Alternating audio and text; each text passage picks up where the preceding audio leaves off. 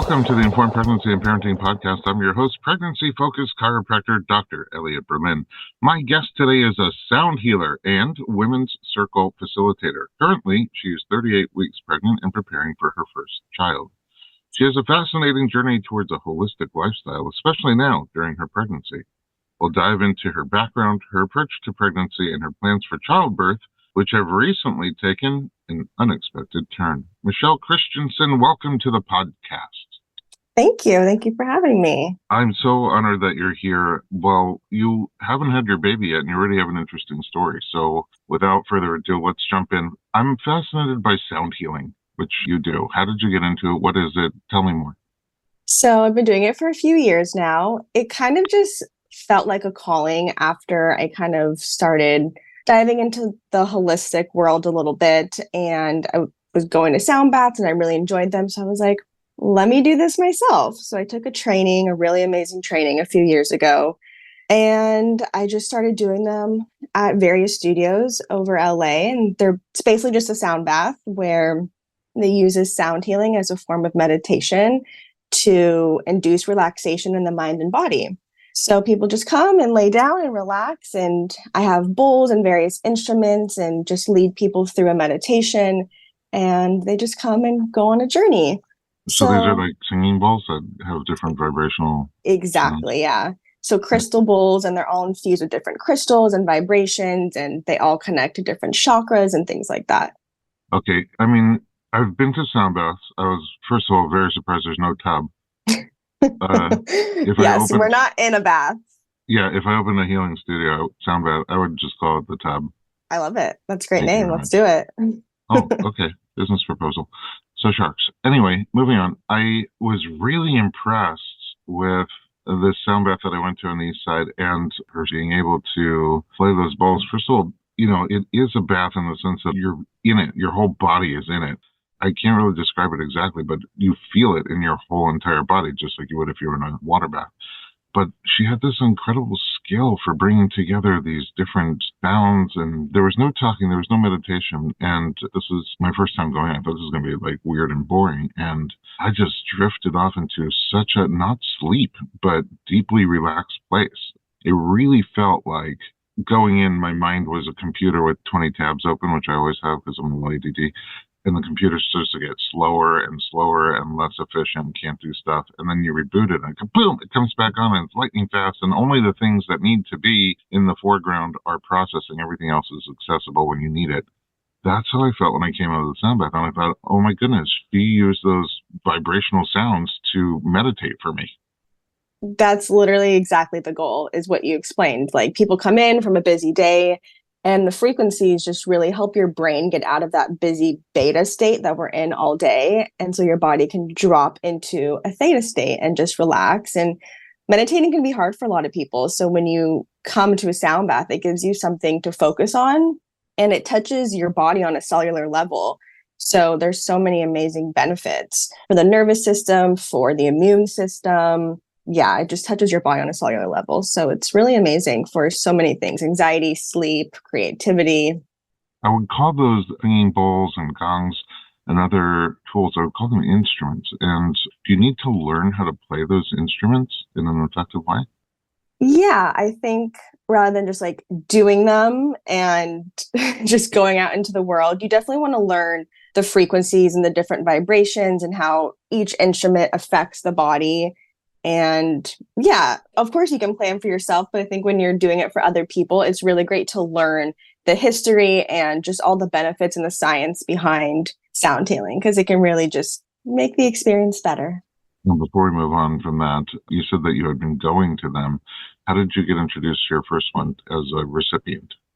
Oh gosh, I honestly don't really remember my first sound bath, but I think I just started getting into meditating and just trying various, modalities. And I went to my first sound bath and I just was really interested in it. And I was like, I want to do this. And so I looked up a training and bowls and just fully dived into it. And it just kind of worked out. And there was a training in like a month, and everything just kind of unfolded and worked out perfectly. So it was meant to be. And women's circle retreats. Yeah. So after doing the sound healing training and doing different sound baths around LA, I was like, okay, me and my friend who's a yoga instructor, we started doing women's circles, and it's just bringing women together to create a sense of community and healing.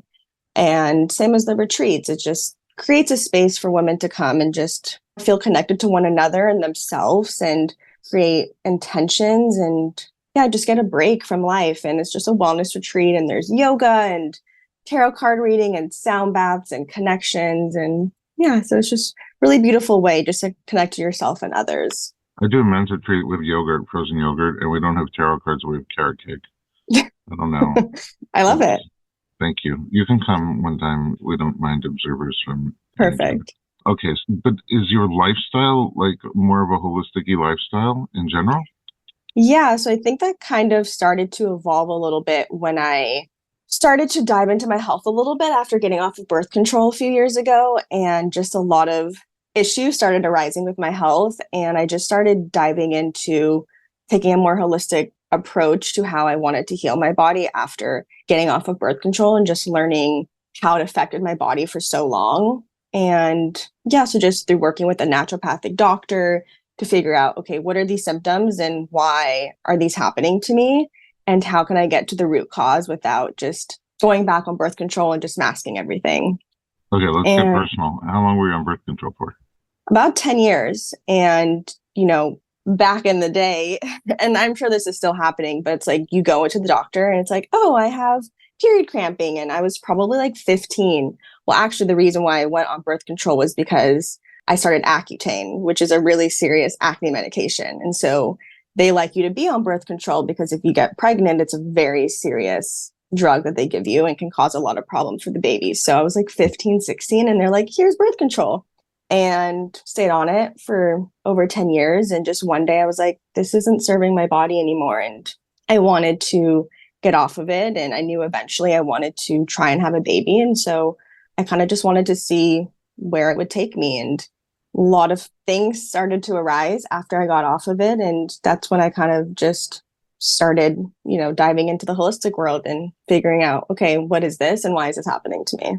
So your story is not uncommon. Were you on the pill that whole time? Yeah, I was on the birth control pill the whole time. What kind of symptoms did you have when you got off?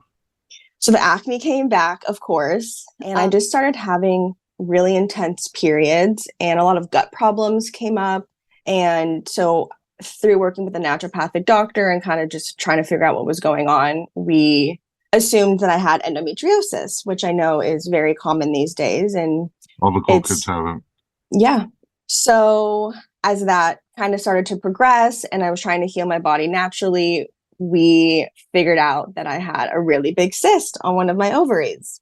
And this was about 2 years ago. It was a massive cyst. It was about like 10 centimeters. And everyone was like, you need to get this out. Like, this is very big and it can burst and cause even more problems. So I went into surgery to remove the cyst and suspected endometriosis. And there was a lot of endometriosis. And if people don't know what that is, it's when tissue grows outside of your uterus and it can just spread to other organs in your body. So they found a lot of endometriosis, like scar tissue. So they went in and removed all of that. And I found out the next day after the surgery, but they took out a fallopian tube, my appendix. They had to repair my bladder because the cyst was sitting right on my bladder. And they removed the ovary. Everything was great with that. And yeah, it ended up being a lot more of an extensive surgery than we were kind of expecting. How old were you? This was like 2 years ago. So I was like 27.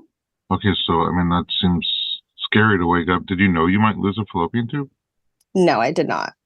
They have you sign a waiver, this long waiver, and that wasn't something I was expecting. And so it really threw me for a loop. I remember the next day recovering and had a catheter. And yeah, it was a pretty intense surgery, but I remember reading the notes that they had sent me afterwards and seeing that they took a fallopian tube. And I just lost it because I was like, okay, what does this mean for me going forward, trying to conceive? Because I knew that I wanted to have a baby one day.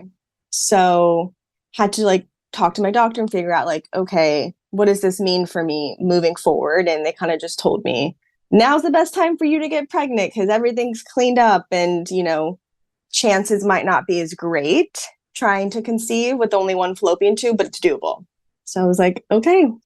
And we weren't quite ready to start trying for a baby at that time. We weren't married yet. So I knew down the line, but they're like, TikTok, you got some time before the scar tissue and everything starts coming back. So felt like I was a little bit on a time crunch. On a clock, yeah, totally. Mm-hmm. Okay, well, 2 years later, you're 38 weeks pregnant, so we know you can. I have a lot of questions, but let's take a quick break and delve into this pregnancy when we get back.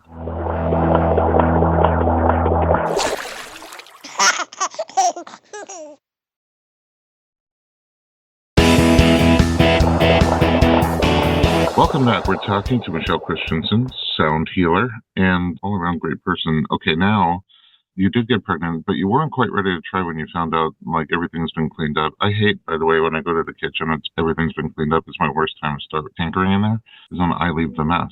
But Yeah. this is probably different. So when you were ready to get pregnant, or were you, or did you just get pregnant? Yes and no. So after I did the surgery, they like you to come in every 6 months to make sure there's no cysts growing back. So we had gotten married, everything's great, was having my 6 months checkup, and this was almost a year ago at this point, and they were like, oh, it looks like a cyst might be growing back.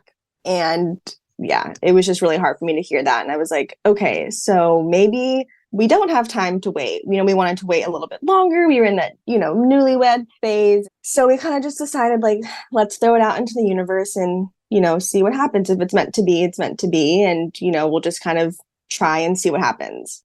So I remember my first month, I did like the ovulation test and all of these things. And I wasn't ovulating the first month, which was hard for me. And I was like, okay, maybe this is going to be harder than I was kind of expecting. So first month we tried, didn't happen. And I was already going down a rabbit hole of like, oh my gosh, this is going to be a tough journey. Second month, I was ovulating. And apparently when you only have one fallopian tube, your ovaries can take turns on which sides they ovulate on. So I must have not had an egg drop that month, I guess. And so the next month, egg dropped down the working fallopian tube, or the one that's there. And I got pregnant. And I literally did not believe it. Like, my husband was like, you're pregnant, like, before we even took a test. And I took a test pretty early, like maybe 26 days into my cycle, because I just wanted to confirm that I wasn't pregnant and move on with my life. Because you're kind of just living in these 2-week periods where you're like, okay, we're going to try. And then 2 weeks later, we're going to take a test.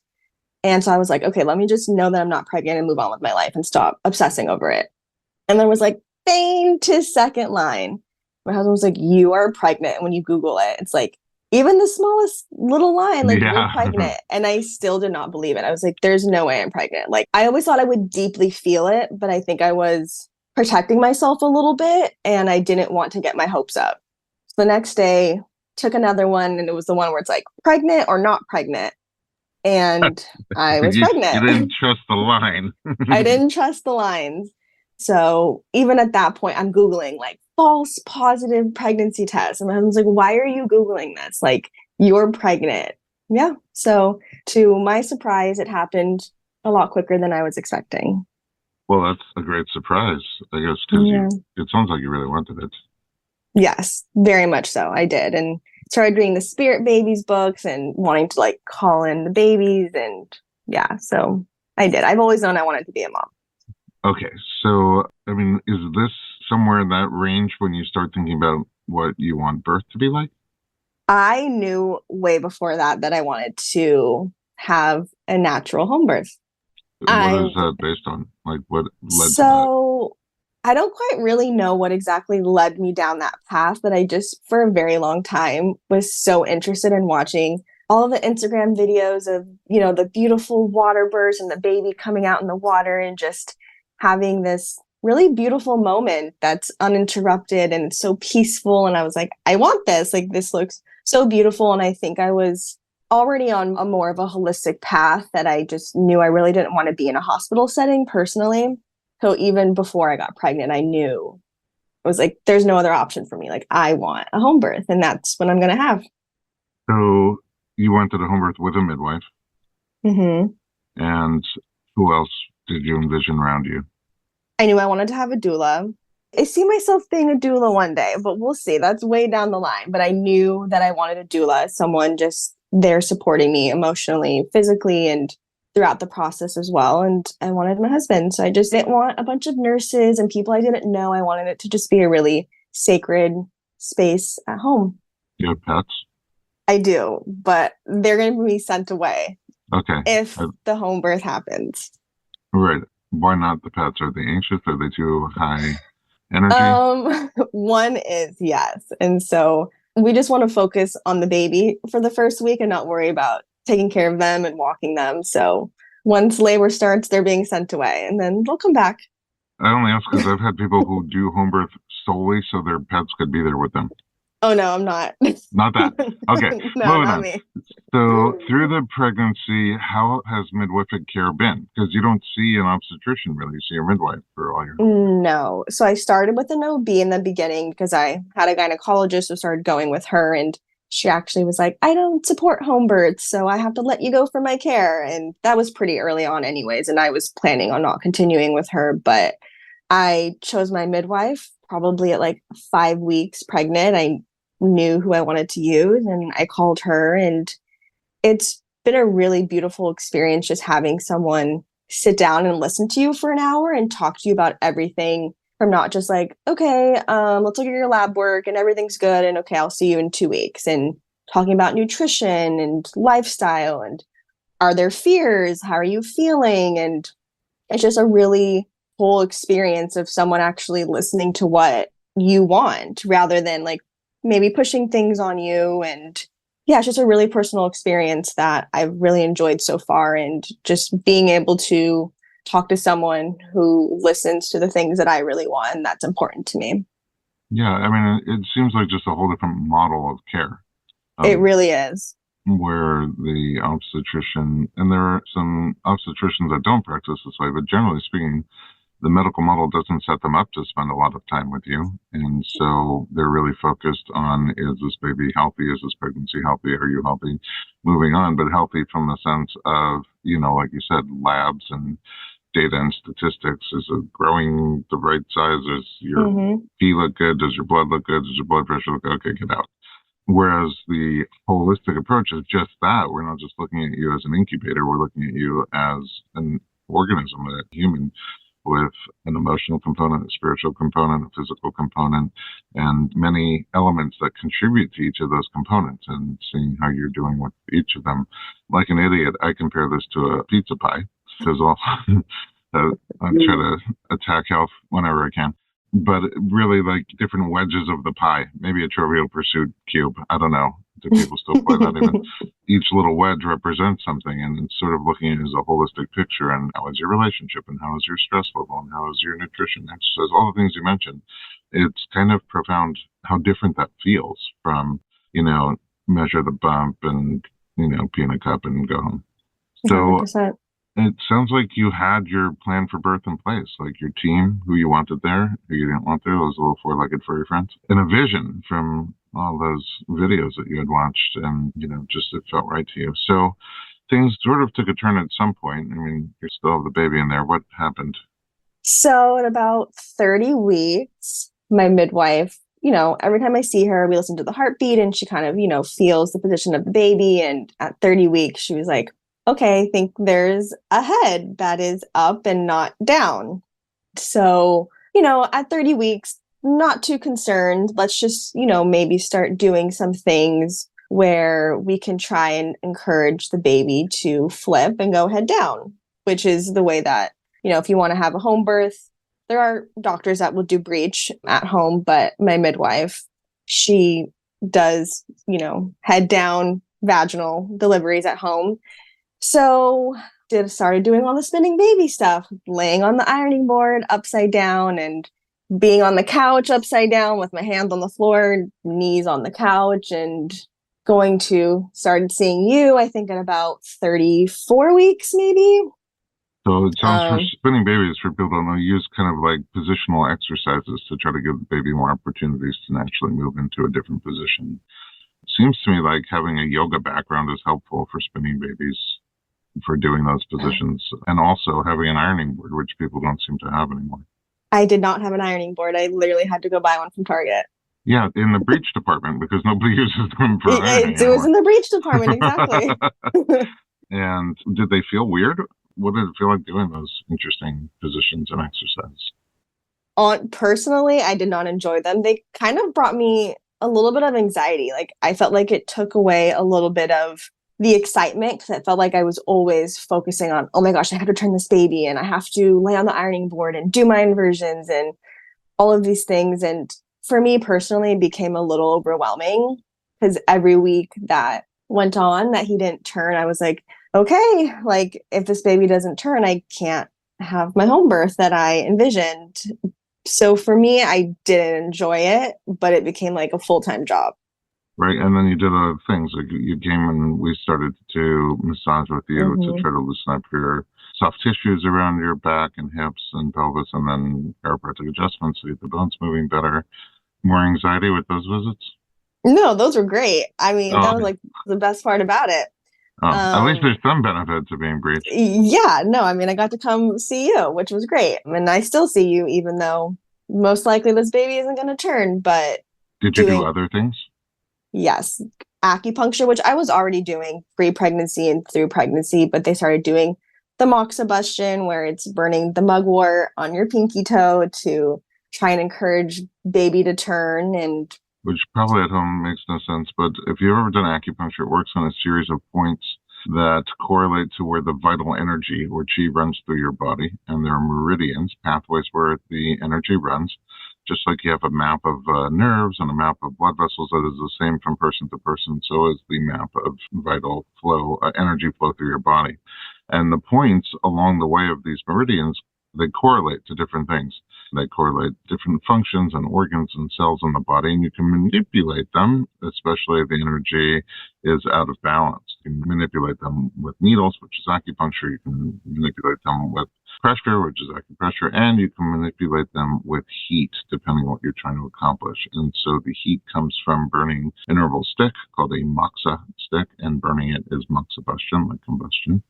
And the remedy in Chinese medicine for breech babies is using that heat to gently warm up points that correlate to the uterus that are down in your feet.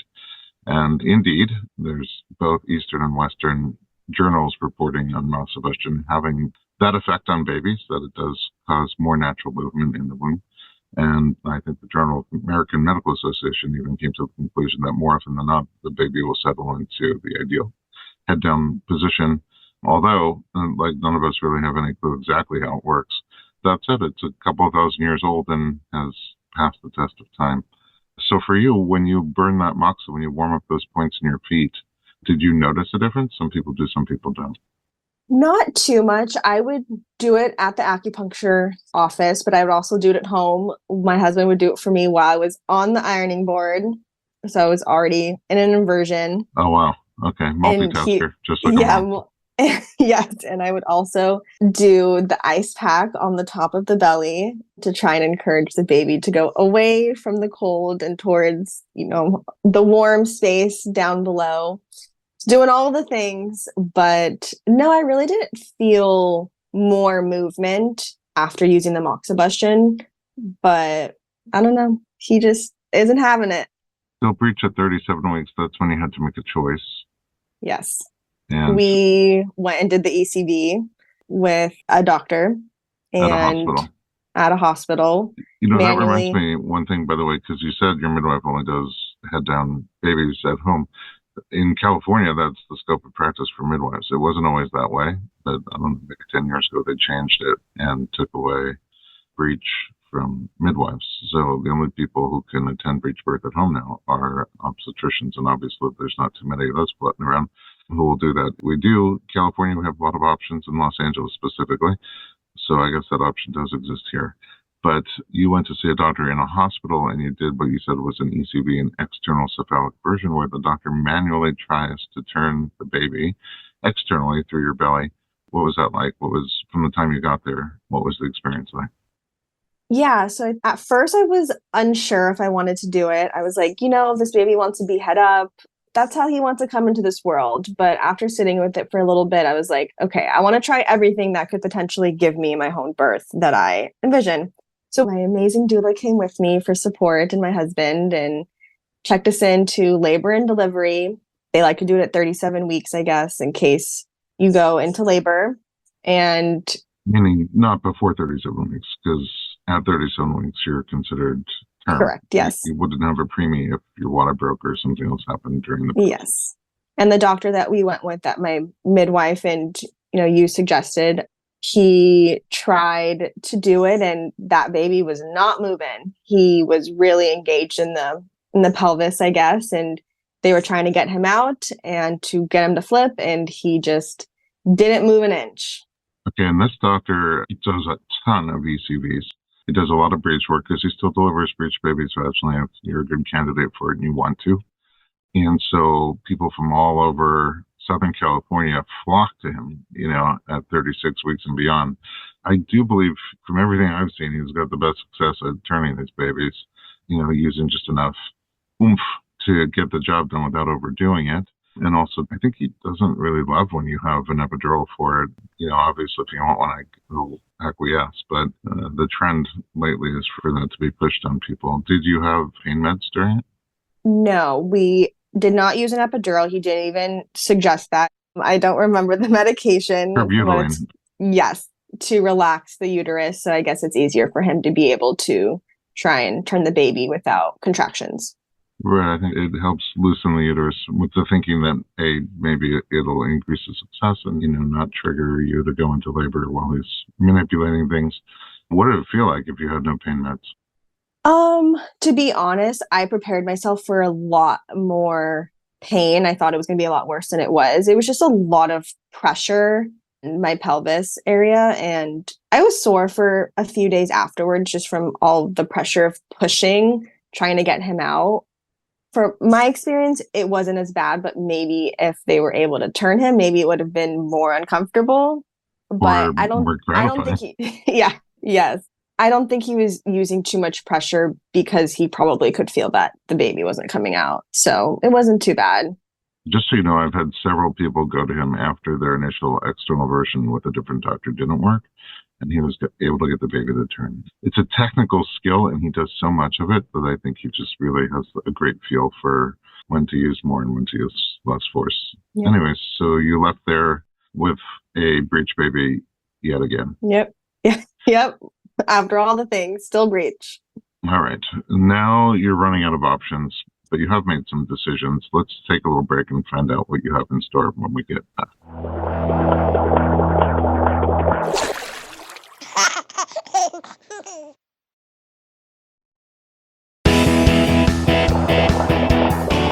Welcome back. We're talking to Michelle Christensen, and your plan has already changed so much, and you've already been through so much now, both physically and emotionally in this journey, and you're still just happy. Oh, thank you. You're able to laugh at it, you're able to smile about it, but I know it's painful for you inside.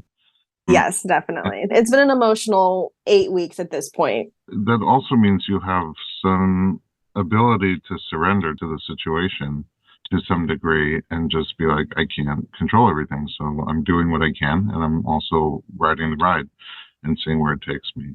And that's hard. I struggle with that. I think a lot of people struggle with the ability to let go of. When I'm on a roller coaster, which I hate, but I don't want my kids to hate them the way I do. So I go just to introduce them to them. And I'm always trying to put my foot through the floorboard like there's a brake pedal on there. But there's no brake pedal. And one time, I think I've said this on the podcast before, one time I let go and just surrendered to it. I had the best roller coaster ride I ever had. I bet you did. And that seems what you're doing with your roller coaster right here. So now you have to choose 38 weeks and change. Baby's coming soon by hook or by crook. What options do you have left, and what have you set your sights on? So, yes, exactly what you just said, just having to surrender to something that I can't control. And that is the lesson in itself. The early motherhood lessons of having to let go of control. So the doctor that tried to do the ECV, he does vaginal breech, like you mentioned, out of the 2 or 3 doctors in LA that still do it. So we're going with him to attempt and hopefully be able to succeed with a vaginal breech delivery at the hospital. So that's the plan right now. And still with my midwife, still seeing her, and she will come to my house and labor with me at home. Her and my doula will still do that. And she will check me and kind of just decide when it's a good time for me to go to the hospital and hopefully just push the baby out of the hospital. And I get a little bit of best of both worlds where I can still be at home and labor and be comfortable and then go to the hospital. Yeah. I mean, it sounds like, first of all, great that you even have the option to do that, because by this Very point, most grateful. people in the United States really do not have that option. And your doctor does a lot of breech births, so there's a lot of experience there. And I know for a fact he doesn't take everybody. He Really? just, oh, absolutely, 100%. Meaning he'll only do a breech birth that he thinks is a good presentation for a healthy, safe delivery. So people go in there and there's a foot down or other things like that. You know, baby's not engaging well, or I don't know, the head is extended back or just maybe too big for his comfort. He doesn't want to take that risk for himself or for you. Obviously, he's willing to go out there against the community norm and offer this option. So it's not all about him. But he really looks at a bunch of criteria to see, are you a safe candidate for this vaginal breech delivery? So you've cleared all those check marks. Are there differences that he talked to you about, like what to expect because the baby's breech? I mean, in general, he has no rules really on birth. It's what you want within the realm of safety, but he doesn't have like a hard cutoff. You baby must be out by 39 weeks, or you must have an epidural, you must be on your bed, or whatever. Like a lot of things, I think he generally tells people, and just eat when the nurse isn't in the room, you know? So stuff like that. He wants you to have your birth the way you want to have it. Yeah. But with breech, there may be some differences. Did he talk about that? Yeah, a little bit. And everything that you said, I do love that he believes in birth so much and physiological birth. And yeah, he doesn't really push too much. He seems very confident in what he does, which is great. But he said that he likes things to happen very quickly once you hit, I think, 6 or 7 centimeters. He's like, if you were breech, you can push for 3, 4 hours. I don't care. But I think when the baby's breech and the butt's coming out first, and they like things once he starts coming down the birth canal in 6 to 7 centimeters, he likes things to progress quickly because I think because of the umbilical cord, it can get caught when the head's coming down. And just for safety reasons, that's just one of his main criteria is you get about an hour to push. And yeah, I've been to breech birth with him as a doula, and you don't, at least from my observation, in the moment, you don't feel like a lot of pressure from him, like, hurry up and get this done. But I think he has these ideas on, like, if your body is going to bring this baby down smoothly without hiccups, then the baby's going to come out smoothly without hiccups. And if your body's starting to show signs of struggle to bring the baby down and out smoothly, then let's not tempt that fate. Yeah, exactly. Yeah. And I Which also seems love reasonable. that. Yeah, of course, safety first, always. And I love that, I was able to talk to him about like delayed cord cutting and, maybe waiting a little bit longer for the placenta to be delivered rather than some OBs aren't comfortable with those things. So I like that he's a little bit more flexible with things that I know that I would have been able to have at home. And he's okay with doing it in the hospital setting as well. Have you watched videos of breech birth? A couple, and I was actually thinking about this yesterday that I should probably watch some more just to see positive ones. I actually want to watch your documentary, the one that you mentioned to me, the Heads Up. That's my documentary. I made it. I know. I Oh. was thinking about this yesterday. I was like, I need to watch this. So I think I'm actually going to watch that tonight. Heads up, you're very similar, I think, in a lot of ways to Sarah, who is the mom in that video who invited us to film her birth because she wanted literally people to be able to see a breech birth, just to know that it's an option, and to see what that would be like. So our camera person was incredible. She's did a lot of birth videography, and she has this incredible way of just being a fly on the wall, yet still taking very close-up video. And when you see that towards the end of the film, I think you'll be excited about it. But your stature is the same. You have very similar body types and just positive attitude. And yeah, I think more of a holistic approach, very mind-body approach. You got into it. And I don't know, we'll talk to you on the post-podcast and see if you saw it and how you reacted to it. But it's a really beautiful birth, honestly. So that film is Heads Up. You got another little surprise, as if there They're wasn't never ending. enough going on. Some late breaking news, which is I was GBS positive. right. So towards the end of pregnancy, you get swabbed, a vaginal rectal swab, looking for a particular bacteria called Group B streptococcus, GBS. And when your GB is positive, it means you have a colony of that type of bacteria in the birth canal, not an infection. And it's a bacteria that's neutral for us as adults, but some cases, rarely, but some cases can cause infections for the baby. And so in the United States, the general protocol is to test for it at around 37 weeks. And if you are positive, to, have you come to the hospital even earlier and start giving you antibiotics every 4 hours until the baby comes. That does not sound like the dreamy home birth in a pool that you were envisioning. It doesn't even sound like the semi-dreamy vaginal birth at the hospital that you were envisioning, butt-down baby. How does this affect your plans? Well, like you mentioned, you have to go to the hospital a little bit earlier than I probably would have gone because they like to start giving you antibiotics 4 hours before the baby comes out. I think that's correct. And I don't love the idea of antibiotics. I actually was on antibiotics a lot growing up because I would get a lot of UTIs. So it's really damaging to the gut. And I know that it can be passed down to the baby's gut as well. And so not ideal. Also, I have no data on this for real, but it seems like to me, anecdotally, more likely to get like mastitis once you have vulnerability from breastfeeding, where there's cracks in the skin that allow bacteria to get in, and you've wiped out all of your protective bacteria. Mm-hmm. So a little bit more likely to get those breast infections. It's just anecdotal. I haven't read research on it. But you could see how systemically getting rid of all your bacteria, your good bacteria included, can lead to secondary issues, infection, and other things like that. So I see why you wouldn't want it. Does it give you the option, or it's just like, yes, this is what we're going to do? I haven't quite decided what I want to do yet. I actually haven't talked to my new doctor about this yet. So I don't know what he prefers. I don't know what we're going to do yet. So talk to me afterwards and we'll see what I decide to do about this. What a great cliffhanger to end on. But I do have one question before we close this thing up. I mean, you've already had to face so much change from your vision to where we are now. And obviously there could be more change, as we even said, if the baby's sluggish on the way down or anything like that, he would recommend moving over to a cesarean birth. Have you looked at that in your mind and accepted that, prepared for that, if that is where things go? Yes, that is a very big fear of mine that I'm processing right now. And I know it's an option for sure. And when I saw him recently, I asked him, like, what percentage of your breech deliveries end up in C-section? He said 20%, which I didn't think was too bad. My husband was like, it doesn't matter, Michelle, you don't have to ask. And I'm like, well, it makes me feel better than 70%. Sure. Look, if you told me I have an 80% chance of winning Powerball, I'm already spending the money. Yeah. So, I mean, 20% is, I don't know, lower than I was expecting, to be honest. So, but it is 1 in 5. So, and 5 people, So I'm just saying, like, it's not a very, very tiny number, but the odds are in your favor.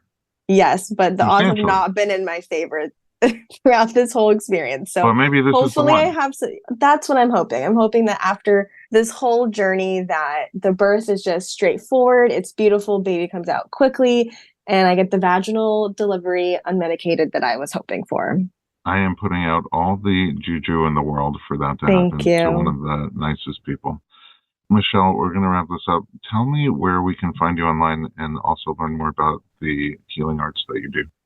Yeah, so you can follow me on Instagram, Sound by Michelle, and I'm going to check it out. And we were just talking in the break about doing some sort of retreat for pregnancy. That would be a dream. I would love that. So I would love to work on that with you. My biggest contribution is usually coming up with a punny title for it. Yes, you're very good at that. So I'll leave that up to you. Thank you very much. 20 years of being a dad. All right, Michelle, again, sending you the greatest wishes for an amazing experience. Thank you. You certainly have earned it. And thank you for sharing here on this part 1 episode. And I look forward to hearing the story on the other side. Thank you so much for having me. And at home, thanks for listening to the Informed Pregnancy Podcast. For more pregnancy parenting information, visit us online at informedpregnancy.com, where you can find more of these podcasts, my brand new blog, Expectations, and tons of video content on Informed Pregnancy Plus. Whoa! Doctor, I got